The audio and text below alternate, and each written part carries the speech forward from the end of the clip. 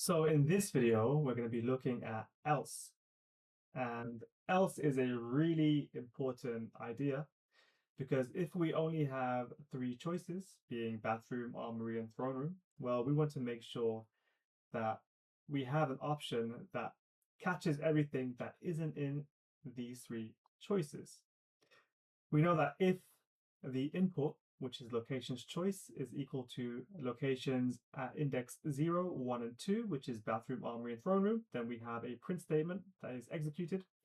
However, if we have an else statement like this, well, it doesn't need a condition. We can just say else, and this will just catch everything that isn't list index 0, 1, or 2. So we can say print, that is a invalid option. Well, that is an invalid option, actually. That is a invalid option, makes sense.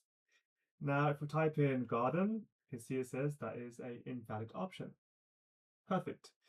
Now, we can also say other things like that is not a choice. And what this basically does is lets our user know that they have messed up. We'll type in kitchen. And that's it. So else is pretty much something that can catch everything else that is not inside the if, the elif, and the elif. Now you might be wondering why if, why elif, and why elif, and then else? Well, the first conditional is always going to be if, and then the second to the most or the latest or the infinite condition is going to be elif. So everything else would be elif. The only time you use else is when you're using something that has no condition. You can see there's no condition here, right? It just says else.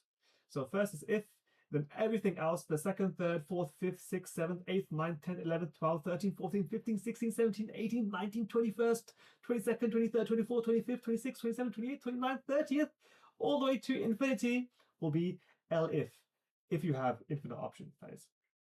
So that's a little bit about if, elif, and else.